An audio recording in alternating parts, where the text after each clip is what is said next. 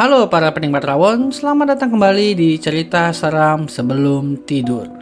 Cerita kali ini dikirimkan oleh salah satu subscriber kita yang bernama Fiona, yang dikirimkan via DM. Mbak Fiona ini mau membagikan cerita seram yang pernah dialami saat kelas 3 SMP, atau tepatnya saat dia dan teman-temannya melakukan kegiatan retret. Ya udah deh, nggak usah basa-basi lagi, yuk simak aja ceritanya. Kejadian yang dialami oleh Fiona ini terjadi saat dia duduk di bangku SMP pada tahun 2006. Lebih tepatnya sih saat dia dan teman-teman angkatannya sudah akan menyambut kelulusan. Nah, biasanya di sekolah Fiona setiap akhir tahun menyambut kelulusan memang selalu melaksanakan aktivitas retret yang dilakukan demi menempa para siswa-siswi sekolah tersebut agar dapat lebih mandiri alias tidak manja lah ya. Aktivitas ini sendiri selalu dilakukan di tempat yang sama, yaitu sebuah asrama untuk saudara kita yang beragama Katolik dan lokasinya cukup terpencil. Karena untuk menuju ke sana diperlukan waktu yang cukup lama dan memerlukan berbagai macam transportasi. Sebenarnya ada cukup banyak cerita seram yang menyertai aktivitas retret ini, seperti sering terdengar ada suara tangisan, bayangan hitam di dalam kamar, dan masih banyak lagi cerita-cerita seram lainnya. Namun, cerita tersebut dianggap angin lalu oleh Fiona dan teman-temannya. Mereka merasa jika cerita tersebut dibuat-buat oleh para kakak kelas untuk menakuti adik-adik kelasnya kelak. Singkatnya, Fiona dan teman-temannya sangat menantikan aktivitas retret ini. Hari keberangkatan pun tiba. Para murid diminta untuk berkumpul di sekolah pada jam 5.30 pagi. Ada 42 murid dan 7 orang guru pendamping yang akan mengikuti acara retret ini. Pada pukul 7 pagi, mereka pun berangkat menggunakan bus yang sudah disediakan. Perjalanan ini memakan waktu sekitar 4 jam perjalanan untuk sampai ke sebuah dermaga kecil. Dari dermaga ini, mereka melanjutkan perjalanan menggunakan kapal dengan waktu sekitar hampir 2 jam perjalanan. Fiona dan teman-teman awalnya sangat antusias nih, karena kapan lagi kan mereka melakukan perjalanan yang jauh dari perkotaan, apalagi bersama-sama.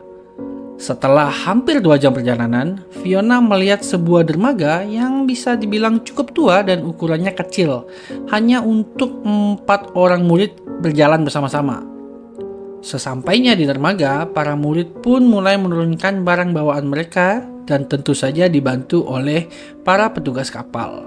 Setelah semua barang bawaan berhasil diturunkan, mereka pun melanjutkan perjalanan dengan jalan kaki di jalan setapak menuju ke arah asrama. Untungnya, jaraknya udah cukup dekat nih, hanya sekitar 10 menit perjalanan aja. Sesampainya di lokasi, Fiona dan teman-teman disambut dengan pemandangan area asrama yang cukup luas dengan bangunan bergaya Belanda. Ada beberapa bagian yang terlihat cukup tua dengan lantai yang masih dari papan kayu. Kebanyakan dari bangunan yang cukup tua itu merupakan bangunan yang digunakan sebagai tempat tidur atau kamar. Sedangkan bangunan seperti tempat ibadah, aula serbaguna, dan beberapa bangunan sudah cukup baru dengan lantai keramik dan gaya bangunan yang lebih modern.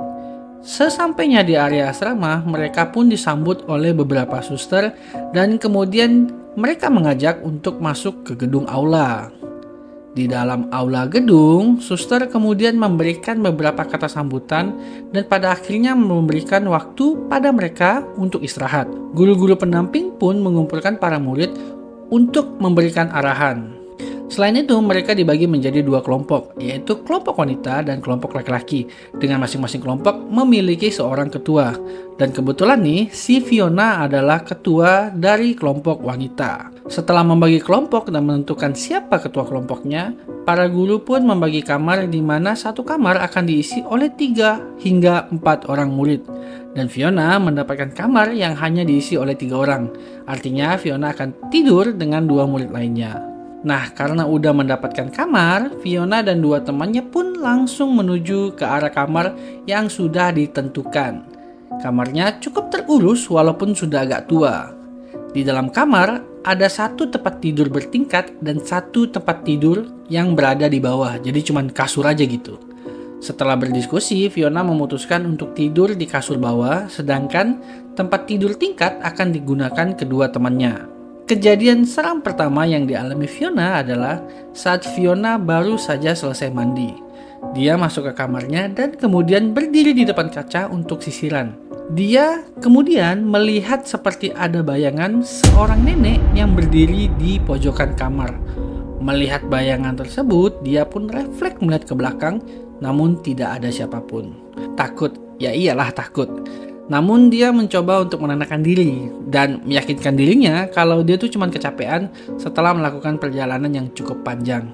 Dan ternyata ya memang hari itu tidak ada kejadian seram lainnya dan dia pun bisa tidur dengan cukup pulas. Keesokan harinya, Fiona dan teman-temannya bangun cukup awal untuk melakukan berbagai macam aktivitas. Setelah selesai sarapan, mereka nih diharuskan untuk berkumpul di gedung aula dan tugas masing-masing ketua adalah memastikan jika semua murid sudah keluar dari kamar dan semua pintu kamar sudah terkunci dengan baik.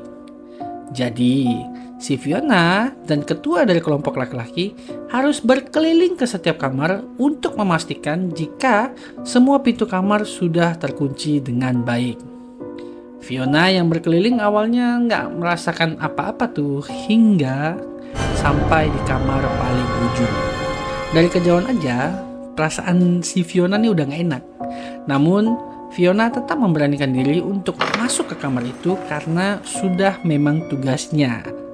Sesampai di kamar tersebut, dia memastikan jika tidak ada orang dan saat ingin menutup kembali pintu kamar tersebut, dia mendengar ada suara yang mirip dengan suara nenek-nenek berteriak padanya.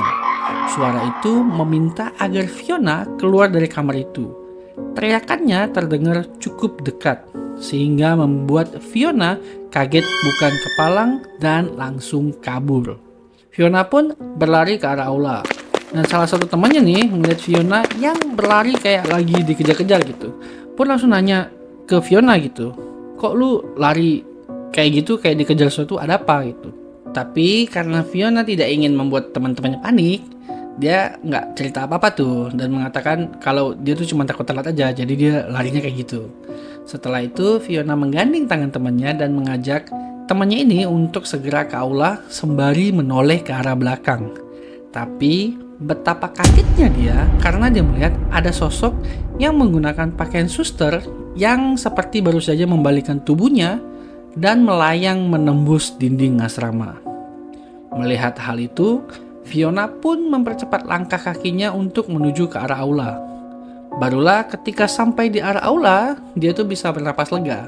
Mungkin karena dia merasa lebih tenang gitu di lokasi yang banyak orang. Sebenarnya Fiona tuh pengen banget cerita ke teman atau ke guru pendamping, tapi dia takut kalau misalnya dia cerita, mereka tuh malah panik dan di pikirannya toh malam ini adalah malam terakhir dan besok mereka akan segera meninggalkan tempat ini. Dengan pemikiran seperti itu, dia pun menahan rasa takutnya dan berharap jika kejadian tadi pagi adalah yang terakhir. Singkat kata, kegiatan di hari itu selesai dan hanya menyisakan aktivitas malam aja.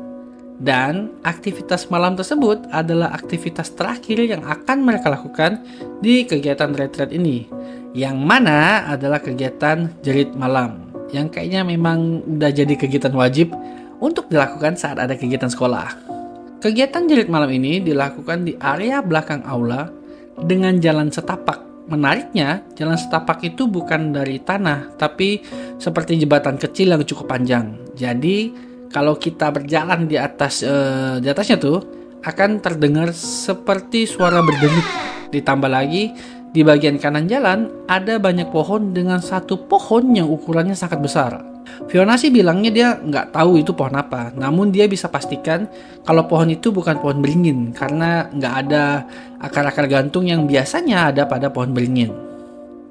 Malam pun tiba dan semua murid-murid dikumpulkan di area belakang aula tersebut dan diminta untuk melewati jalan tersebut satu persatu. Sebelum memulai kegiatan, salah satu suster memberikan semacam kata penyemangat lah ya buat para murid. Suster tersebut mengatakan walaupun tidak ada lampu yang menerangi jalan para murid, akan tetapi mereka yang punya iman yang kuat, maka jalan tersebut akan terlihat terang.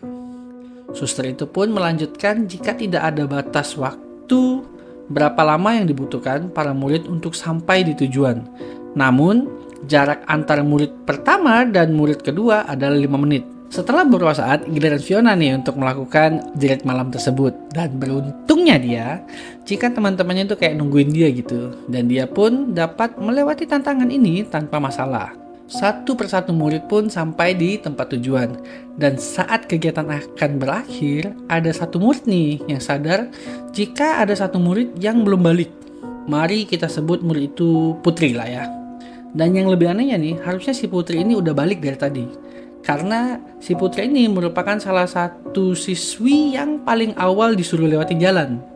Dan yang lebih anehnya lagi, nggak ada yang melihat Putri selama melewati jalan tersebut. Akhirnya, murid-murid dan para guru pun mulai mencari Putri. Dan setelah lebih dari 10 menit, salah satu murid menemukan Putri sedang duduk di bawah pohon paling besar di area tersebut. Yang mana cukup aneh, karena semua murid pasti akan melewati pohon tersebut. Namun, tidak ada satupun yang melihat Putri. Bahkan saat pencarian, ada banyak orang yang lewat di depan pohon, namun tidak ada yang melihat Putri duduk di sana.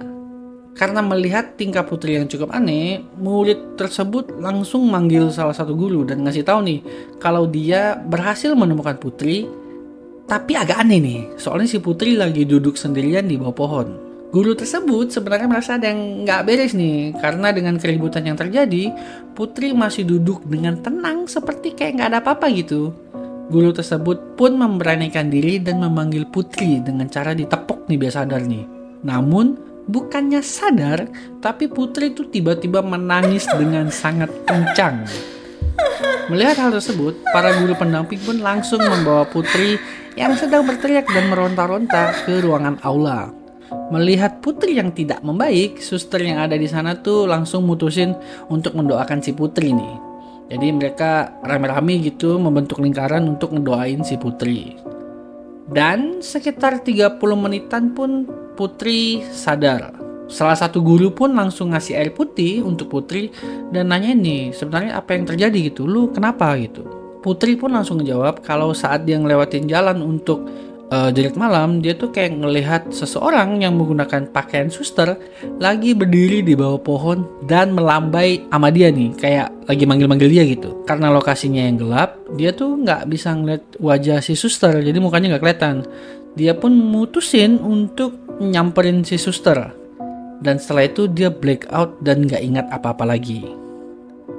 Setelah kejadian kesurupan ini tuh, gak ada lagi murid yang berani tidur di kamar. Sehingga para guru dan suster memutuskan agar para murid untuk tidur bareng di aula gitu. Untungnya, semalaman tuh gak ada kejadian yang aneh-aneh tuh. Jadi mereka bisa tidur, besoknya mereka bangun pagi, melakukan aktivitas sarapan bersama, dan akhirnya bisa pulang ke rumah masing-masing dengan selamat. Nah, pengalaman ini nih menjadi pengalaman yang tidak terlupakan bagi Fiona. Ditambah lagi, hingga saat ini nih Fiona tuh nggak tahu siapa sosok yang dia lihat. Apakah sosok tersebut sama dengan sosok yang dilihat oleh Putri atau beda? Tapi apapun itu ya, Fiona mendapatkan pengalaman berharga yang tidak bisa dia lupakan.